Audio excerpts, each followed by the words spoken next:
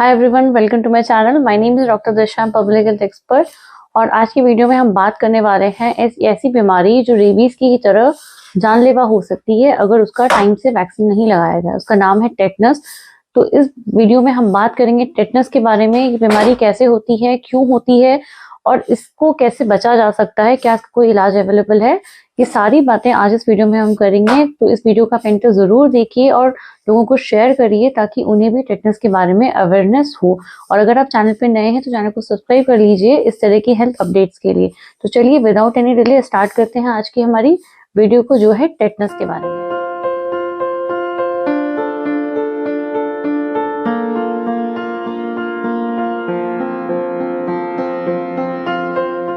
Tetanus, आइए जानते हैं टेटनस के बारे में। टेटनस जो एक जानलेवा बीमारी है, ये कैसे होती है, हम इंसानों में ही कैसे हो सकती है। तो टेटनस जो है ये एक बैक्टीरियल इन्फेक्शन है जो होता है क्लॉस्ट्रीडियम टेटनाई नामक बैक्टीरियम से। इस बैक्टीरिया का काम होता है, ये हमारी बॉडी के अंदर जब भी आता है तो ये बॉडी में एक टॉक्सिन प्रोड्यूस करता है। और ये जो टॉक्सिन है ये हमारी बॉडी के अंदर जाकर जो हमारी मोटर मसल्स हैं उसको जाकर ये इफेक्ट करता है। और जब ये मोटर मसल्स को इफेक्ट करता है तो वो जो मांसपेशियां हैं उनको ये बहुत ज्यादा स्टिफ बना देता है, उनको जकड़ देता है। और सबसे पहले जो इफेक्ट करता है, ये टॉक्सिन सबसे ज्यादा इफेक्ट करता है आपकी जॉ की मसल्स को। और सबसे पहले ये जॉ की मसल्स को जाएगा, वहां उसको बहुत ज्यादा टाइट कर देगा, उसको स्टिफ कर देगा। और इस वजह से जो पेशेंट होता है वो अपना जॉ खोल नहीं पाता। और इसी वजह से टेटनस का दूसरा नाम दिया गया है लॉक जॉ। इसका मतलब है जॉ को लॉक कर देना। और ये इसका बहुत ही कैरेक्टरिस्टिक फीचर है टेटनस। अगर हम इस बैक्टीरियम की बात करें तो ये बैक्टीरिया स्पोर्स बनाता है।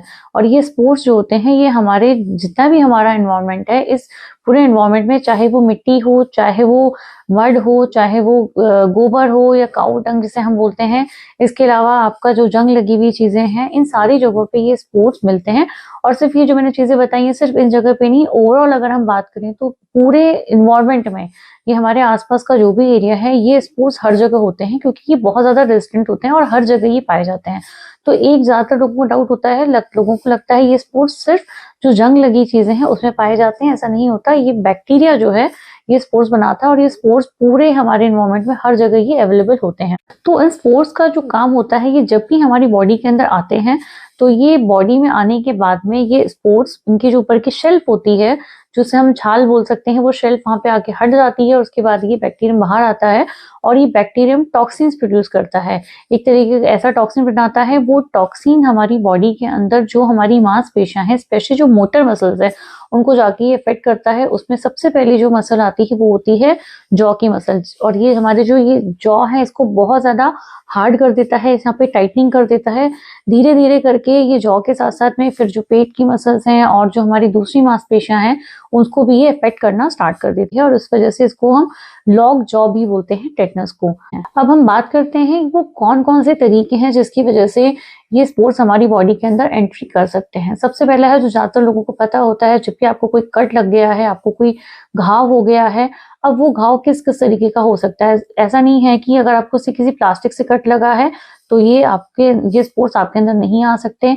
ऐसा बिल्कुल नहीं है। अगर ग्लास से लगा है तो स्पोर्स आपके अंदर नहीं आ सकते। अगर आपको किसी से भी कट लगा है और वो कट, अगर वो उस कट के आसपास में आपको कोई मिट्टी लग गई है, कोई फीकल मैटर लग गया है या कोई स्लैवा लग गया है, तो ये कट वहां पे, उस कट के अंदर ये टेटनस के स्पोर्स एंट्री ले सकते हैं। इसके अलावा आपको बहुत डीप वुंड हो गए, जैसे रेबीज के जो पेशेंट्स होते हैं उनमें अगर कोई डॉग बाइट हुआ है और उसको कैटेगरी C का डॉग बाइट है और उसे बहुत ज्यादा वुंड्स हो गए हैं, जो बहुत गहरा घाव हो गया है, तो उसमें स्पोर्स अंदर आ सकते हैं। इसके अलावा भी निडल्स के थ्रू भी बॉडी के अंदर आ सकता है। उसके अलावा ये अगर कोई पेशेंट जल गया है, बर्न्स हो गए हैं, तो भी ये उनके अंदर आ सकता है। इसके अलावा अगर किसी को कंपाउंड फ्रैक्चर हो गया है या फिर कोई क्रश इंजरी हो गई है, मतलब दो भारी चीजों के बीच में अगर किसी की कोई बोन आ गई है और वो बोन बाहर निकल गई है, तो ये भी वहां पे भी हो सकता है। जो डेंटल प्रोसीजर्स होते हैं, कई जब हम रूट कैनाल करवाते हैं या फिर कोई भी सर्जरी आप करवा रहे हैं, तो उन केसेस के अंदर भी ये स्पोर्स आपकी बॉडी के अंदर आ सकते हैं। इसके अलावा कई बार ये टैटू के अंदर भी ये आ सकते हैं। तो बहुत सारी चीजें हैं जिसके थ्रू ये स्पोर्स हैं ये आपकी बॉडी के अंदर आ सकते हैं। कुल मिला के बात है, जब भी इनको आपकी स्किन ओपन मिलेगी, उनको जब रूट मिलेगा, तो ये आपकी बॉडी के अंदर एंट्री ले सकते हैं। और यही रीजन है कि हमें सिर्फ ये नहीं सोचना चाहिए कि अगर हमें सिर्फ जंग लगी हुई चीजों से कट लगा है या हमें किसी लोहे से कट लगा है तो ही ये हमें हमारी बॉडी के अंदर ये स्पोर्ट आ सकता है। ये स्पॉट आपकी बॉडी के अंदर कट लगना चाहिए, ये किसी भी थ्रू से आपकी बॉडी के अंदर आ सकता है। इसके इंक्यूबेशन पीरियड की अगर हम बात करें तो इसका जो इंक्यूबेशन पीरियड होता है, इसका इंक्यूबेशन पीरियड जनरली माना गया है एज पर CDC ये 3 दिन से लेकर 21 दिन तक का होता है और जनरली ऑन एन एवरेज 8 दिन के अंदर अंदर इसका इंक्यूबेशन माना गया है। और अगर ओवरऑल हम बात करें तो 1 डे से लेकर सेवरल मंथ्स तक इनका इंक्यूबेशन पीरियड हो सकता है टेटनस का।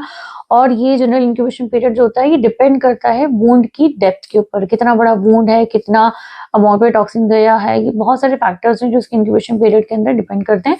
पर ऑन एन एवरेज हम मान सकते हैं कि 8 से लेकर 14 दिन तक का इसका इंक्यूबेशन पीरियड होता है। और इंक्यूबेशन पीरियड क्या होता है, जब भी कोई बैक्टीरिया हमारी बॉडी के अंदर एंटर कर रहा है, उस बैक्टीरिया के एंटर होने से लेकर जो पहला सिम्टम आएगा पेशेंट को, उसको हम इंक्यूबेशन पीरियड कहते हैं। नेक्स्ट अब हम सिम्टम्स की अगर बात करें कि मरीज को इसमें कौन कौन से सिम्टम्स आ सकते हैं टेटनस के अंदर, तो जैसे मैंने आपको स्टार्टिंग में बताया कि जब भी ये टॉक्सिन बॉडी के अंदर रिलीज होता है तो सबसे पहले जाके हमारी मोटर मसल को इफेक्ट करता है, तो मांसपेशियों पे असर दिखाता है। और मांसपेशियों के अंदर सबसे पहली मांसपेशियां जो उस पे इफेक्ट करता है वो होती है हमारी जॉ की। तो जॉ में जो लॉक करता है, जॉ को बहुत ज्यादा स्टिफ कर देगा, उसको अकड़न आ जाएगी पेशेंट को। और उसके साथ साथ पेशेंट को कुछ भी सॉलो करने में डिफिकल्टी आएगी, वो कुछ निगल नहीं पाएंगे, उनको खाने में प्रॉब्लम होना स्टार्ट हो जाएगी। इसके साथ साथ पेशेंट को फीवर हो सकता है, पेशेंट को हेडेक, सर में दर्द हो सकता है, पेशेंट को बहुत ज्यादा पसीना आ सकता है, पेशेंट को लो बीपी हाई बीपी हो सकता है, उसकी हार्ट रेट जो है वो फ्लक्चुएट कर सकती है। तो ऐसे बहुत सारे सिम्टम्स हैं जो उस पेशेंट को आ सकते हैं। पेशेंट को जो है सीजर्स भी आना स्टार्ट हो जाते हैं। कई बार पेशेंट को मांसपेशियों में दर्द होने के साथ साथ पेशेंट को जो उनकी स्टमक की मांसपेशियां हैं, जो पेट है, पेट के अंदर भी उनको ये प्रॉब्लम हो सकती है। कॉम्प्लिकेशंस की अगर बात करें तो पेशेंट को लैरिंगोस्पाज्म हो सकता है, जिसमें जो पेशेंट के वोकल कॉर्ड्स हैं उसको जाके ये स्पाज्म में कर देगा। दूसरा पेशेंट को यहाँ पे एस्पिरेशन निमोनिया हो सकता है, पेशेंट को पल्मोनरी एम्बोलिज्म हो सकता है, पेशेंट की बोन्स फ्रैक्चर हो सकती हैं। और लास्ट में कई बार पेशेंट्स को जो है यहाँ पे एक पोस्चर बन जाता है पेशेंट का, जिसको हम बोलते हैं ऑफिस्टोटोनस पोस्चर। इस पोस्चर के अंदर जो पेशेंट की जो स्पाइनल कॉर्ड है ये उसको मोड़ जाता है, जैसे धनुष नहीं होता, धनुष की जो बो होती है उसकी तरह इसका आकार बन जाता है पेशेंट का। तो ऐसे केसेस में कई बार जो पेशेंट की स्पाइनल कॉर्ड है वहां पे भी पेशेंट को वहां पे फ्रैक्चर हो सकते हैं। तो ये सारे कॉम्प्लिकेशन से पेशेंट के जो लास्ट में पेशेंट को हो सकते हैं जब भी किसी पेशेंट को टेटनस हो जाता है। तो अब हम इसकी बात करें इसके ट्रीटमेंट के बारे में, क्या इसका कोई ट्रीटमेंट अवेलेबल है, तो रियलिटी है कि अभी भी हमारे पास में टेटनस का कोई डेफिनेट ट्रीटमेंट अवेलेबल नहीं है। और जो भी इसमें ट्रीटमेंट दिया जाता है, किसी पेशेंट को अगर टेटनस हो जाता है तो जो ट्रीटमेंट दिया जाता है वो एज पर जो उसको सिम्टम्स आ रहे हैं उस सिम्टम्स को क्योर करने के लिए ट्रीटमेंट दिया जाता है। फॉर एग्जाम्पल जो पेशेंट का अगर वुंड है, घाव बहुत गहरा है, तो यहाँ पे एग्रेसिव वुंड केयर की जाती है, मतलब वुंड की जितनी भी हम वुंड को केयर कर सकते हैं उसको किया जाता है। दूसरा, पेशेंट को एंटीबायोटिक दी जाती है, पेशेंट को ह्यूमन टेटनस इम्यूनोग्लोबिन दिया जाता है, पेशेंट को हॉस्पिटल में मॉनिटर में रखा जाता है, पेशेंट को जो उसको सिम्टम्स आ रहे हैं उनको ट्रीट किया जाता है। बट टेटनस से बचने के लिए ऐसा कोई डेफिनेटली ट्रीटमेंट अवेलेबल नहीं है।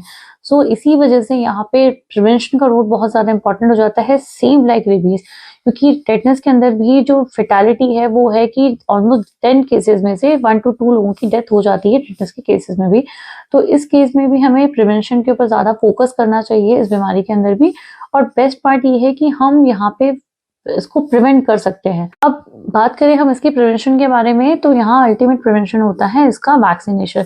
अगर आपने वैक्सीनेशन ले रखा है तो आप यहाँ पे 100% सेफ हैं टेटनस से। आइए जानते हैं इसके टेटनस की वैक्सीनेशन के बारे में। वैक्सीनेशन कब लगाया जाता है, क्यों लगाया जाता है, और जो वैक्सीनेशन इसके बारे में मेरी नेक्स्ट वीडियो है वो आएगी जिसमें हम डिटेल में बात करेंगे वैक्सीनेशन के बारे में, कौन सी वैक्सीनेशन लगानी चाहिए, उसके साइड इफेक्ट तो नहीं है, कितनी डोज देनी चाहिए, वो सारी बातें हम नेक्स्ट वीडियो के अंदर करेंगे।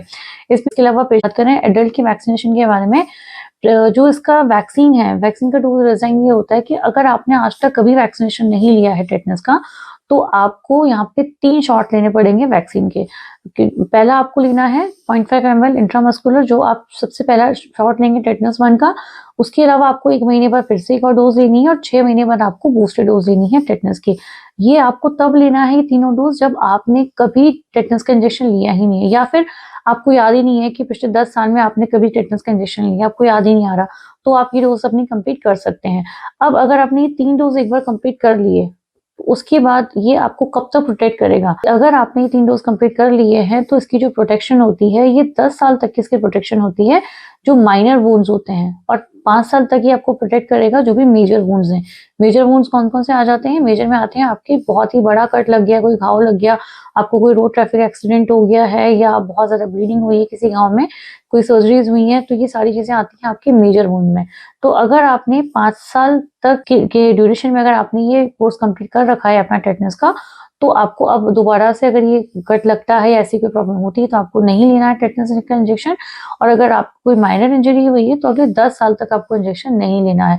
अगले 10 साल बाद आपको फिर से ये रिपीट करना। एक चीज़ यहाँ पर नोटिस करने वाली बात है कि यहाँ पे अगर आपने इंजेक्शन नहीं ले रखा है टेटनस की वैक्सीनेशन का, तो अगर आपको प्लास्टिक से कट लगता है, आपको किसी ग्लास से कट लग जाता है, आपको किसी लोहे से कट लग जाता है जिसमें जंग नहीं लगा हुआ है, तो भी आपको वैक्सीनेशन अपना लेना है ये और ये कंप्लीट करना है। तो ये है हमारी एडल्ट वैक्सीनेशन। अब अगर हम बात करें तो क्या गर्भवती महिलाओं को उसका वैक्सीनेशन दिया जाता है? तो आंसर है यस। जो प्रेगनेंसी है, प्रेगनेंसी के अंदर भी सेकंड ट्राइमेस्टर के अंदर महिलाओं को ये टेटनस का वैक्सीनेशन दिया जाता है और ये बच्चों को प्रोटेक्ट करता है। जब नवजात बच्चा है उसको ये शुरू के 1.5 महीने में ये टेटनस का वैक्सीन है, ये उसे प्रोटेक्ट करता है। बिकॉज जब भी बच्चा शुरू में जब नवजात बच्चा जब होता है तो उसकी जो अम्बिलिकल कॉर्ड होती है जिसे हम नाल बोलते हैं, हाँ नाल, इस नाल के कि यहाँ पर भी ये टेटनस के स्पोर जो हैं ये उसकी बॉडी के अंदर बच्चे में जा सकते हैं। और हमने प्रीवियसली बहुत ऐसे केसेस देखे भी गए हैं जहाँ पहले लोग जो हैं उस नाल पे वहाँ पे कुछ ना कुछ मिट्टी लगा देते थे, कुछ हल्दी लगा देते थे या फिर वहाँ पे कुछ काऊ डंग जिसे हम गोबर कहते हैं वो लगा देते थे उस वजह से। और जैसे मैंने आपको बताया कि स्पोर्स जो हैं वो इन सारी चीजों में रहते हैं, तो ये स्पोर्स बच्चे के अंदर उसकी बॉडी में चले जाते थे। तो इस वजह से क्या है, बच्चों को प्रोटेक्शन देने के लिए मदर को भी ये टेटनस इंजेक्शन लगाया जाता है उनके सेकंड ट्राइमेस्टर में। ये तो मदर की बात हुई। नेक्स्ट जो चाइल्ड इम्यूनाइजेशन है बच्चों में, इसको कैसे दिया जाता है? बच्चों के केस में जो नवजात बच्चे होते हैं उनके केसेस में उनको 1.5 महीने में, 2.5 महीने में, 3.5 महीने में टेटनस का इंजेक्शन दिया जाता है। पेंटावेलेंट इंजेक्शन है जो हमारा रूटीन इम्यूनाइजेशन है, उसके साथ साथ में टेटनस का इंजेक्शन भी दिया जाता है 1.5 महीने, 2.5 महीने और 3.5 महीने के अंदर। उसके बाद बच्चों को बूस्टर दी जाती है 15 से लेकर 18 महीने में, और उसके अलावा फिर बच्चों को जो दी जाती है वो होती है 10 साल के अंदर, 5 से 10 साल की रेंज में। फिर बच्चों को जो दिया जाता है 15 ईयर्स में, और फिर एडल्ट वैक्सीनेशन फिर वो स्टार्ट हो जाता है। और ये रीजन है कि कई लोगों को एक ही मैथ रहता है कि मैंने तो कभी टेटनस वैक्सीन लगवाया है नहीं और इन बिटवीन मुझे इतनी बार कट लग गया है पर मुझे तो कुछ नहीं होता, सो मुझे रिक्वायरमेंट नहीं है टेटनस की। उसका रीजन ये है क्योंकि आप जब बच्चे हैं उस ड्यूरेशन में आपको ऑलरेडी वैक्सीनेशन लगा हुआ है टेटनस का। लास्ट 10 ईयर्स में या लास्ट 5 ईयर्स में हो सकता है आपको टेटनस लगवाया हो, आपके पेरेंट्स ने टेटनस इंजेक्शन लगवाया हो, इस वजह से आपको ये नॉलेज में नहीं है कि आपको टेटनस लगा है या नहीं लगा है। इसी वजह से जब आपको कट लगता है तो आज आप टेटनस से प्रोटेक्टेड हैं। बट इस चीज को हमेशा ध्यान रखिए कि अगर आपको अपने वैक्सीनेशन के बारे में आइडिया नहीं है, आपको नहीं याद आ रहा कि आपने लास्ट टाइम कब वैक्सीनेशन लगवाई थी और आपको किसी भी चीज से कट लग जाता है, तो उस केस में आप अपना वैक्सीनेशन कंप्लीट करवा लीजिए। और डोज याद रखिए, आपको फर्स्ट डोज लगानी है, सेकेंड डोज 1 महीने बाद लगवानी है, तीसरी डोज आपको 6 महीने बाद लगवानी है। इस कोर्स को एक बार आप कंप्लीट कर लीजिए। कंप्लीट करने के बाद में अब आपको अगले 5 साल तक आप प्रोटेक्ट हो जाएंगे मेजर वुंड से, और 10 साल तक प्रोटेक्ट हो जाएंगे माइनर छोटे मोटे वुंड से।